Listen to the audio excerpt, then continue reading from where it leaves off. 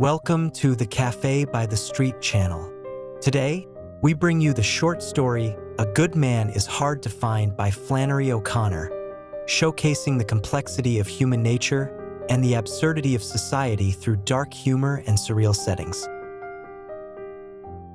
The grandmother didn't want to go to Florida. She wanted to visit some of her connections in East Tennessee, and she was seizing at every chance to change Bailey's mind. Bailey was the son she lived with, her only boy. He was sitting on the edge of his chair at the table, bent over the orange sports section of the journal. "Now look here, Bailey," she said. "See here, read this." And she stood with one hand on her thin hip and the other rattling the newspaper at his bald head.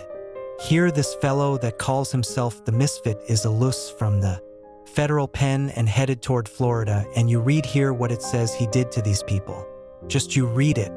I wouldn't take my children in any direction with a criminal like that a loose in. I couldn't answer to my conscience if I did." Bailey didn't look up from his reading, so she wheeled around then and faced the children's mother, a young woman in slacks, whose face was as broad and innocent as a cabbage and was tied around with a green headkerchief that had 2 points on the top like rabbit's ears. She was sitting on the sofa, feeding the baby his apricots out of a jar. "The children have been to Florida before," the old lady said.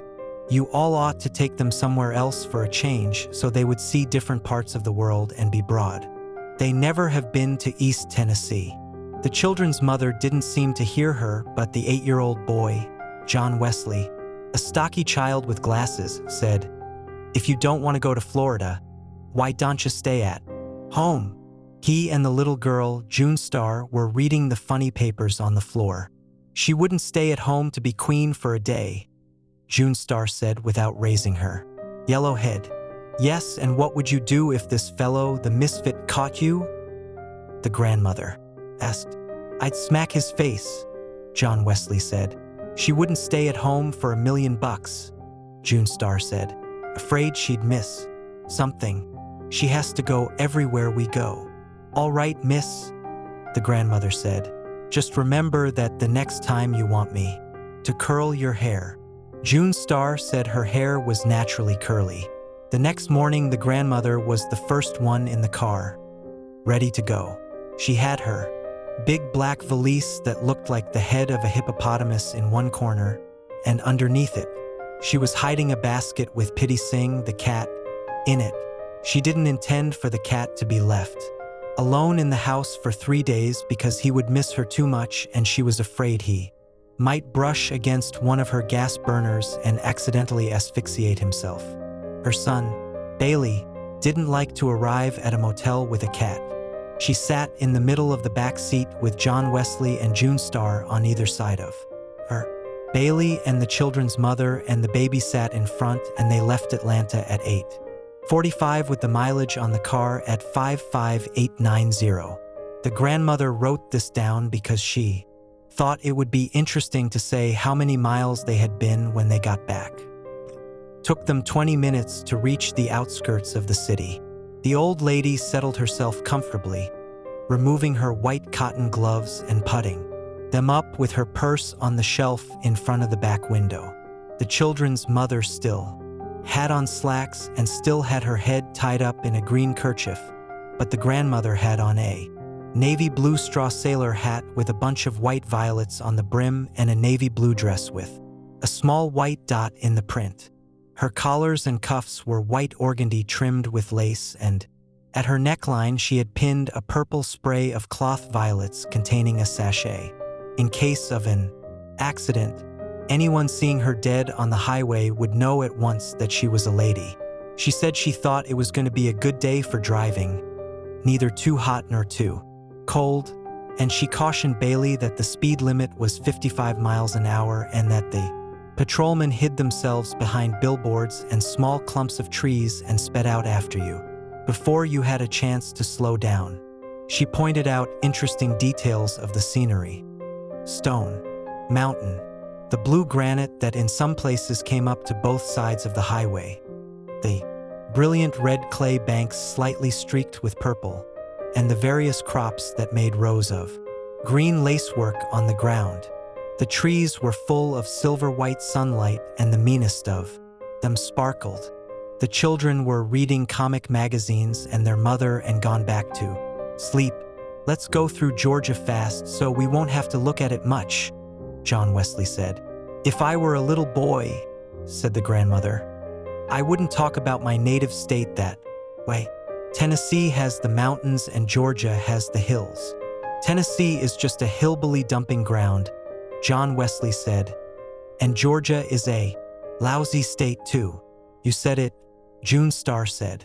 "In my time," said the grandmother, folding her thin, veined fingers, "children were more respectful of their native states and their parents and everything else.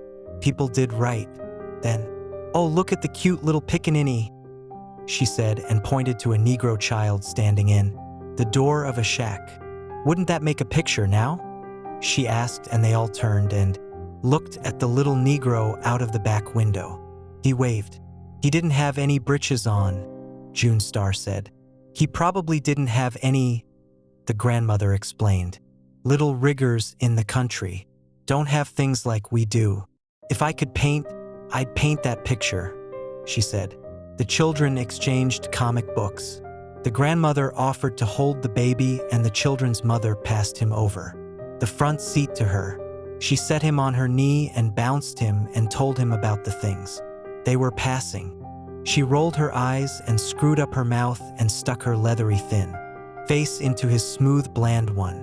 Occasionally, he gave her a faraway smile. They passed a large cotton field with 5 or 6 graves fenced in the middle of it, like a small island. "Look at the graveyard," the grandmother said, pointing it out. "That was the old family burying ground. That belonged to the plantation." "Where's the plantation?" John Wesley asked. "Gone with the wind," said the grandmother. Ah. When the children finished all the comic books they had brought, they opened the lunch and ate it. The grandmother ate a peanut butter sandwich and an olive and would not let the children throw the box and the paper napkins out the window. When there was nothing else to do, they played a game by choosing a cloud and making the other 2 guess what shape it suggested. John Wesley took one the shape of a cow, and June Star guessed a cow, and John Wesley said no, an automobile, and June Star said he didn't play fair, and they began to slap each other over the grandmother. The grandmother said she would tell them a story if they would keep quiet. When she told a story, she rolled her eyes and waved her head and was very dramatic. She said once, when she was a maiden lady, she had been courted by a Mr. Edgar Atkins Teagarden from Jasper, Georgia. She said he was a very good-looking man and a gentleman, and that he brought her a watermelon every Saturday afternoon with his initials cut in it. E.A.T. Well, one Saturday, she said, Mr. Teagarden brought the watermelon, and there was nobody at home, and he left it on the front porch and returned in his buggy to Jasper, but she never got the watermelon, she said, because a nigger boy ate it when he saw the initials E.A.T. This story tickled John Wesley's funny bone, and he giggled and giggled, but June Star didn't think it was any good. She said she wouldn't marry a man that just brought her a watermelon on Saturday. The grandmother said she would have done well to marry Mr. Teagarden because he was a gentleman and had bought Coca-Cola stock when it first came out, and that he had died only a few years ago, a very wealthy man. They stopped at the tower for barbecued sandwiches. The tower was a part stucco and part wood filling station and dance hall set in a clearing outside of Timothy. A fat man named Red Sammy Butts ran it, and there were signs stuck here and there on the building and for miles up and down the highway saying, "Try Red Sammy's famous barbecue." None like famous Red Sammy's. Right, some. The fat boy with the happy laugh. Veteran. Red Sammy's your man. Red Sammy was lying on the bare ground outside the tower with his head under a truck, while a gray monkey about a foot high, chained to a small chinaberry tree, chattered. Nearby, The monkey sprang back into the tree and got on the highest limb as soon as he saw the children jump out of the car and run toward him. Inside, the tower was a long dark room with a counter at one end and tables at the other and dancing space in the middle. They all sat down at a board table next to the Nickelodeon and Red Sam's wife, a tall burnt brown woman with hair and eyes lighter than her skin, came and took their order. The children's mother put a dime in the machine and played the Tennessee Waltz, and the grandmother said that tune always made her want to dance. She asked Bailey if he would like to dance, but he only glared at her. He didn't have a naturally sunny disposition like she did, and trips made him nervous. The grandmother's brown eyes were very bright. She swayed her head from side to side and pretended she was dancing in her chair. June Star said play something she could tap to, so the children's mother put in another dime and played a fast number, and June Star stepped out onto the dance floor and did her tap routine. "Ain't she cute?" Red Sam's wife said, leaning over the counter. "Would you like to come be my little girl?" "No, I certainly wouldn't," June Star said. "I wouldn't live in a broken down place like this for $1,000,000. And she ran back to the table. "Ain't she cute?" the woman repeated, stretching her mouth politely. "Aren't you ashamed?" hissed the grandmother. Red Sam came in and told his wife to quit lounging on the counter and hurry up with these people's order. His khaki trousers reached just to his hip bones, and his stomach hung over them like a sack of meal swaying under his shirt. He came over and sat down at a table nearby and let out a combination sigh and yodel. "You can't win," he said. "You can't win." And he wiped his sweating red face off with a gray handkerchief. "These days you don't know who to trust," he said. "Ain't that the truth? People are certainly not nice like they used to be," said the grandmother. "Two fellers come in here last week," Red Sammy said, "driving a Chrysler. It was a old, beat-up car, but it was a good one, and these boys looked all right to me. Said they worked at the mill, and you know I let them fellers charge the gas they bought. Now, why did I do that?" "Because you're a good man," the grandmother said at once. "Yes'm, I suppose so," Red Sam said, as if he were struck with this answer. His wife brought the orders, carrying the 5 plates all at once without a tray, 2 in each hand and 1 balanced on her arm. "It isn't a soul in this green world of God's that you can trust," she said. "And I don't count nobody out of that, not nobody," she repeated, looking at Red Sammy. "Did you read about that criminal, the misfit that's escaped?" asked the grandmother. "I wouldn't be a bit surprised if he didn't attack this place right here," said the woman. "If he hears about it being here, I wouldn't be none surprised to see him. If he hears it's 2 cents in the cash register, I wouldn't be at all surprised if he—" "That'll do," Red Sam said. "Go bring these people their Coca-Colas." And the woman went off to get the rest of the order. "A good man is hard to find," Red Sammy said. "Everything is getting terrible. Remember the day you could go off and leave your screen door unlatched? Not no more." He and the grandmother discussed better times. The old lady said that, in her opinion, Europe was entirely to blame for the way things were now. She said the way Europe acted you would think we were made of money, and Red Sam said it was no use talking about it. She was exactly right. The children ran outside into the white sunlight and looked at the monkey in the lacy chinaberry tree. He was busy catching fleas on himself and biting each one carefully between his teeth as if it were a delicacy. They drove off again into the hot afternoon. The grandmother took cat naps and woke up every few minutes with her own snoring.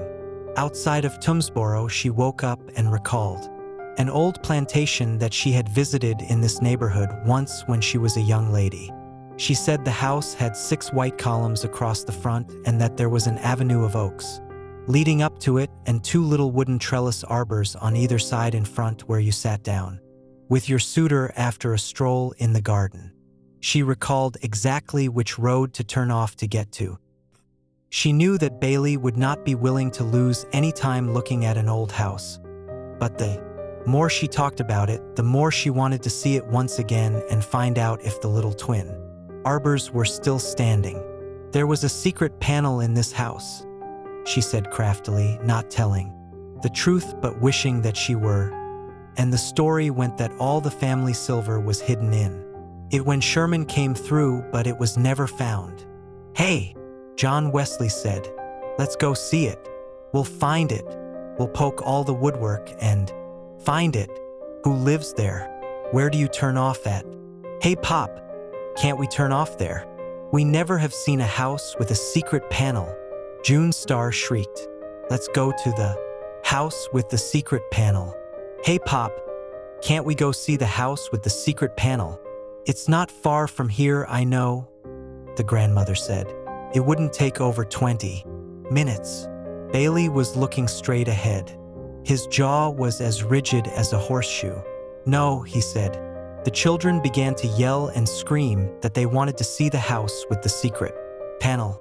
John Wesley kicked the back of the front seat and June Star hung over her mother's shoulder and whined desperately into her ear that they never had any fun even on their vacation, that they could never do what they wanted to do. The baby began to scream and John Wesley kicked the back of the seat so hard that his father could feel the blows in his kidney. "All right," he shouted and drew the car to a stop at the side of the road. "Will you all shut up? Will you all just shut up for 1 second? If you don't shut up, we won't go anywhere. It would be very educational for them," the grandmother murmured. "All right," Bailey said. "But get this. This is the only time we're going to stop for anything like this. This is the one and only time. The dirt road that you have to turn down is about a mile back," the grandmother directed. "I marked it when we passed." "A dirt road," Bailey groaned. After they had turned around and were headed toward the dirt road, the grandmother recalled other points about the house, the beautiful glass over the front doorway and the candle lamp in the hall. John Wesley said that the secret panel was probably in the fireplace. "You can't go inside this house," Bailey said. "You don't know who lives there. While you all talk to the people in front, I'll run around behind and get in a window," John Wesley suggested. "We'll all stay in the car," his mother said. They turned onto the dirt road and the car raced roughly along in a swirl of pink dust. The grandmother recalled the times when there were no paved roads and 30 miles was a day's journey.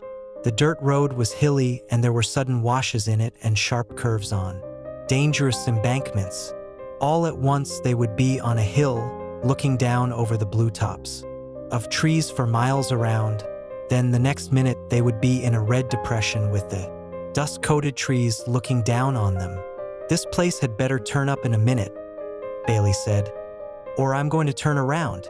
The road looked as if no one had traveled on it in months.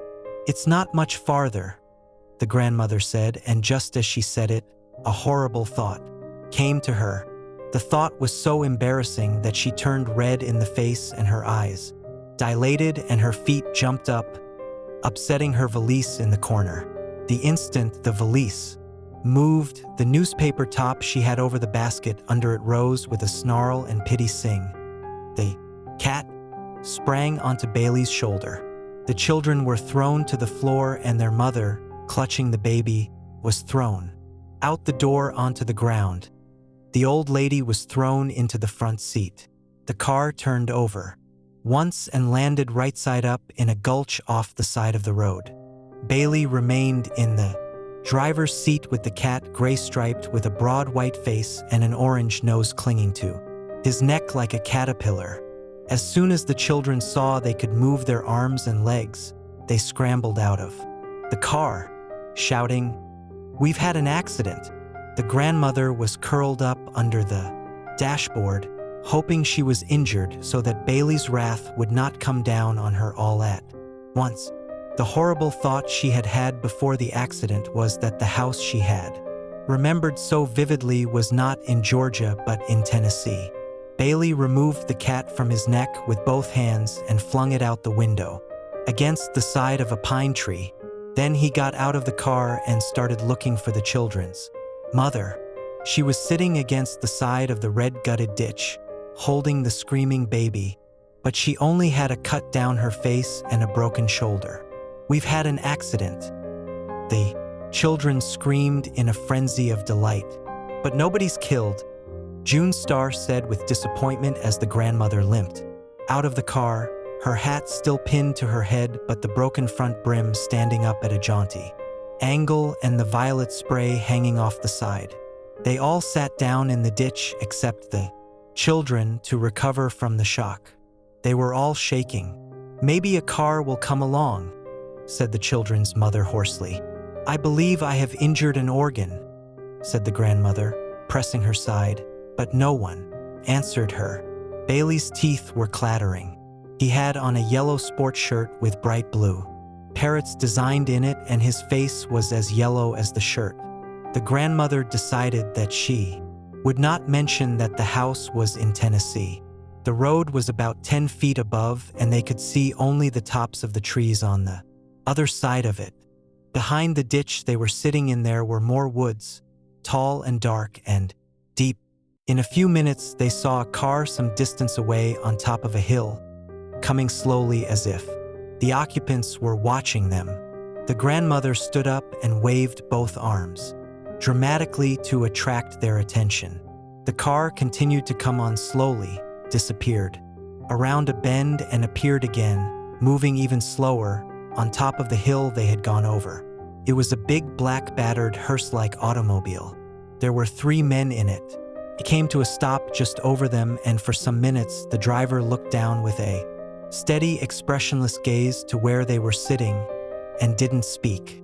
Then he turned his head and muttered something to the other 2, and they got out.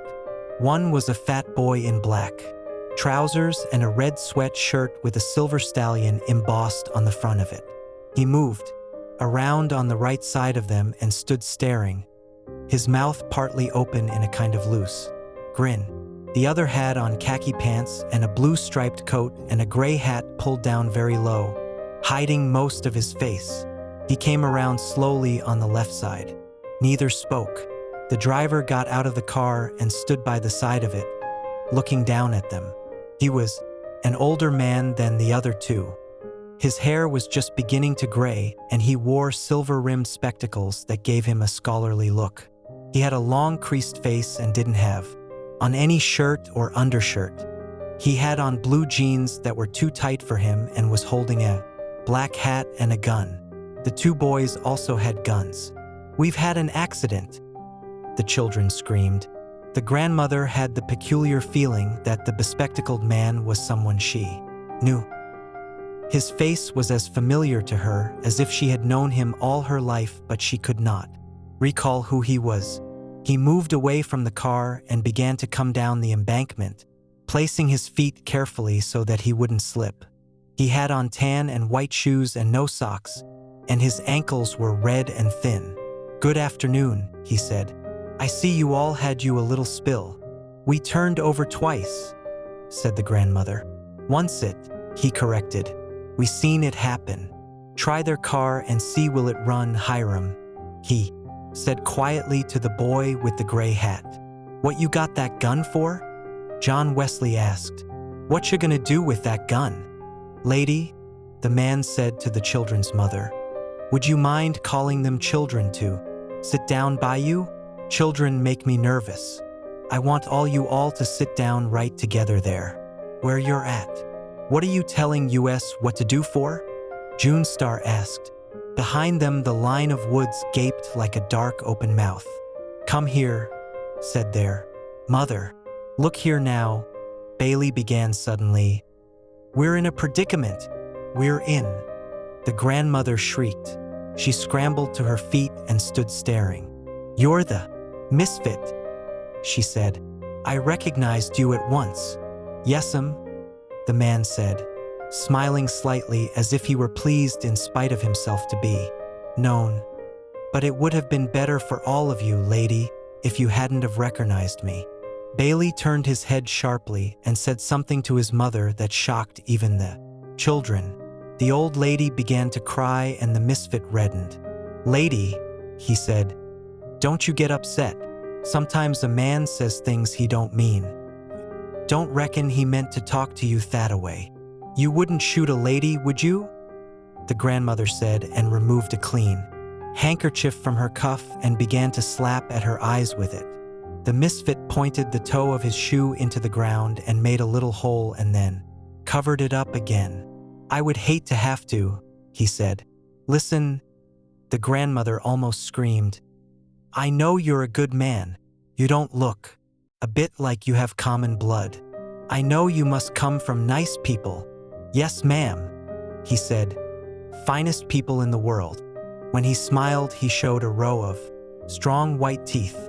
"God never made a finer woman than my mother, and my daddy's heart was pure gold," he said. The boy with the red sweatshirt had come around behind them and was standing with his gun at his hip. The misfit squatted down on the ground. "Watch them. Children, Bobby Lee," he said. "You know they make me nervous."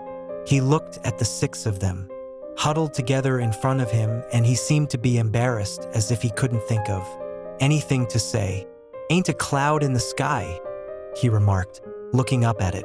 "Don't see no sun, but don't see no cloud neither." "Yes, it's a beautiful day," said the grandmother. "Listen," she said. "You shouldn't call yourself the misfit because I know you're a good man at heart. I can just look at you and tell." "Hush," Bailey yelled. "Hush, everybody shut up and let me handle this." He was squatting in the position of a runner about to sprint forward, but he didn't move. "I appreciate that, lady," the misfit said and drew a little circle in the ground with the butt of his gun. "It'll take a half an hour to fix this here car," Hiram called, looking over the raised hood of.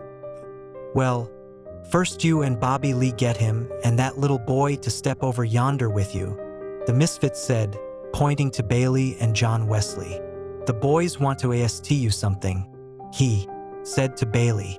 "Would you mind stepping back in them woods there with them?" "Listen," Bailey began. "We're in a terrible predicament. Nobody realizes what this is." And his voice cracked. His eyes were as blue and intense as the parrots in his shirt, and he remained perfectly still. The grandmother reached up to adjust her hat brim as if she were going to the woods with him, but it came off in her hand.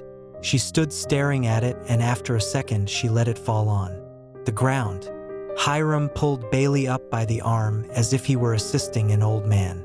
John Wesley caught hold of his father's hand and Bobby Lee followed. They went off toward the woods, and just as they reached the dark edge, Bailey turned and, supporting himself against a gray naked pine trunk, he shouted, "I'll be back in a minute, Mama. Wait on me. Come back this instant." His mother shrilled, but they all disappeared into the woods. "Bailey boy," the grandmother called in a tragic voice, but she found she was looking at the misfit squatting on the ground in front of her. "I just know you're a good man," she said, desperately. "You're not a bit common." "No'm, I ain't a good man," the misfit said after a second if he had considered her statement carefully. "But I ain't the worst in the world neither. My daddy said I was a different breed of dog from my brothers and sisters.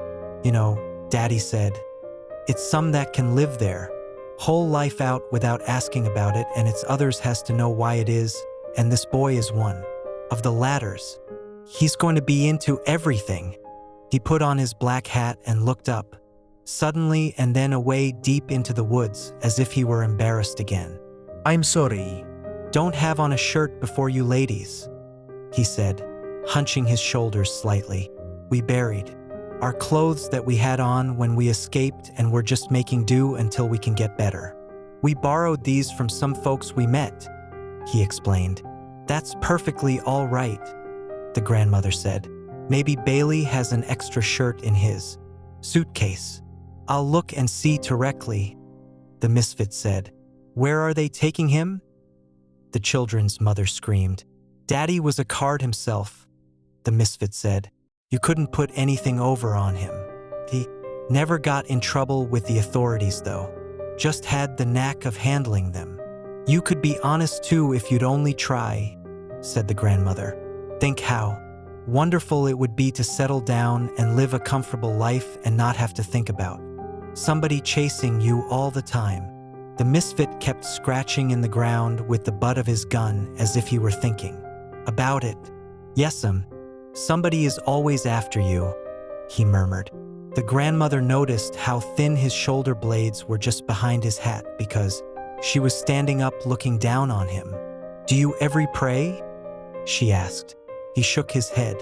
All she saw was the black hat wiggle between his shoulder blades. No'm, he said. There was a pistol shot from the woods, followed closely by another. Then silence. The old lady's head jerked around. She could hear the wind move through the treetops like a long, satisfied insuck of breath. Bailey boy, she called. I was a gospel singer for a while, the misfit said. I've been most everything. Been in the armed service both land and sea, at home and abroad. Been twict married. Been an undertaker. Been with the railroads. Plowed Mother Earth. Been in a tornado. Seen a man burnt alive. Once it. And he looked up at the children's mother and the little girl who were sitting close. Together, their faces white and their eyes glassy. I even seen a woman flogged, he said. Pray, pray. The grandmother began. Pray, pray. I never was a bad boy that I remember of, the misfit said in an almost dreamy voice, but somewheres along the line I done something wrong and got sent to the penitentiary. I was buried alive. And he looked up and held her attention to him by a steady stare. That's when you should have started to pray, she said. What did you do to get sent to the penitentiary that first time? Turn to the right, it was a wall, the misfit said, looking up again at the cloudless sky. Turn to the left, it was a wall. Look up, it was a ceiling. Look down, it was a floor. I forget what I done, lady. I sat there, trying to remember what it was I done, and I ain't recalled it to this day. Once it in a while, I would think it was coming to me, but it never come. Maybe they put you in by mistake, the old lady said vaguely. No'm, he said. It wasn't no mistake. They had the papers on me. You must have stolen something, she said. The misfit sneered slightly. Nobody had nothing I wanted, he said. It was a head doctor at the penitentiary said what I had done was kill my daddy, but I known that for a lie. My daddy died in 1919 of the epidemic flu, and I never had a thing to do with it. He was buried in the Mount Hopewell Baptist churchyard, and you can go there and see for yourself. If you would pray, the old lady said, Jesus would help you. That's right, the misfit said. Well then, why don't you pray? She asked, trembling with delight suddenly. I don't want no help, he said. I'm doing all right by myself. Bobby Lee and Hiram came ambling back from the woods. Bobby Lee was dragging a yellow shirt with bright blue parrots in it. Throw me that shirt, Bobby Lee, the misfit said. The shirt came flying at him and landed on his shoulder, and he put it on. The grandmother couldn't name what the shirt reminded her of. No, lady, the misfit said while he was buttoning it up. I found out the crime don't matter. You can do one thing or you can do another, kill a man or take a tire off his car, because sooner or later you're going to forget what it was you done and just be punished for it. The children's mother had begun to make heaving noises as if she couldn't get her breath. Lady, he asked, would you and that little girl like to step off yonder with Bobby Lee and Hiram and join your husband? Yes, thank you, the mother said faintly. Her left arm dangled helplessly and she was holding the baby who had gone to sleep in the other. Help that lady up, Hiram, the misfit said as she struggled to climb out of the ditch. And Bobby Lee, you hold on to that little girl's hand. I don't want to hold hands with him, June Star said.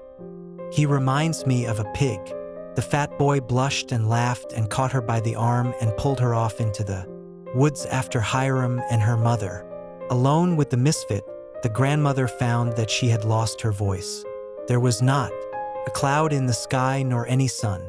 There was nothing around her but woods. She wanted to tell him that he must pray. She opened and closed her mouth several times before anything came. Finally, she found herself saying, "Jesus, Jesus," meaning Jesus will help you, but the way she was saying it, it sounded as if she might be cursing. "Yes'm," the misfit said as if he agreed. Jesus thrown everything off balance. It was the same case with him as with me, except he hadn't committed any crime and they could prove I had committed one because they had the papers on me. "Of course," he said. "They never shown me my papers. That's why I sign myself now. I said long ago you get you a signature and sign everything you do and keep a copy of it. Then you'll know what you done and you can hold up the crime to the punishment and see do they match, and in the end you'll have something to prove you ain't been treated right. I call myself the misfit," he said, "because I can't make what all I done wrong fit what all I gone through in punishment." There was a piercing scream from the woods, followed closely by a pistol report. "Does it seem right to you, lady, that one is punished a heap and another ain't punished at all?" "Jesus," the old lady cried, "you've got good blood. I know you wouldn't shoot a lady. Know you come from nice people. Pray, Jesus, you ought not to shoot a lady. I'll give you all the money I've got." "Lady," the misfit said, looking beyond her far into the woods, "there never was a body that give the undertaker a tip." There were two more pistol reports, and the grandmother raised her head like a parched old turkey hen crying for water and called, Bailey boy," as if her heart would break. Jesus was the only one that ever raised the dead. The misfit continued, "And he shouldn't have done it. He thrown everything off balance. If he did what he said, then it's nothing for you to do but throw away everything and follow him. And if he didn't, then it's nothing for you to do but enjoy the few minutes you got left the best way you can by killing somebody or burning down his house or doing some other meanness to him. No pleasure but meanness," he said, and his voice had become almost a snarl. "Maybe he didn't raise the dead," the old lady mumbled, not knowing what she was saying and feeling so dizzy that she sank down in the ditch with her legs twisted under her. "I wasn't there, so I can't say he didn't," the misfit said. "I wished I had have been there," he said, hitting the ground with his fist. "It ain't right I wasn't there, because if I had have been there, I would have known." "Listen, lady," he said in a high voice. "If I had have been there, I would have known, and I wouldn't be like I am now." His voice seemed about to crack, and the grandmother's head cleared for an instant. She saw the man's face twisted close to her own as if he were going to cry, and she murmured, "Why, you're one of my babies. You're one of my own children." She reached out and touched him on the shoulder. The misfit sprang back as if a snake had bitten him and shot her 3 times through the chest. Then he put his gun down on the ground and took off his glasses and began to clean them. Hiram and Bobby Lee returned from the woods and stood over the ditch, looking down at the grandmother, who half sat and half lay in a puddle of blood with her legs crossed under her like a child's and her face smiling up at the cloudless sky. Without his glasses, the misfit's eyes were red-rimmed and pale and defenseless looking. "Take her off and throw her where you found the others," he said, picking up the cat that was rubbing itself against his leg. "She was a talker, wasn't she?" Bobby Lee said, sliding down the ditch with a yodel. "She would have been a good woman," the misfit said, "if it had been somebody there to shoot her every minute of her life." "Some fun," Bobby Lee said. "Shut up, Bobby Lee," the misfit said. "It's no real pleasure in life." Thank you for tuning in to the Cafe by the Street channel. If you enjoy my content, don't forget to hit the subscribe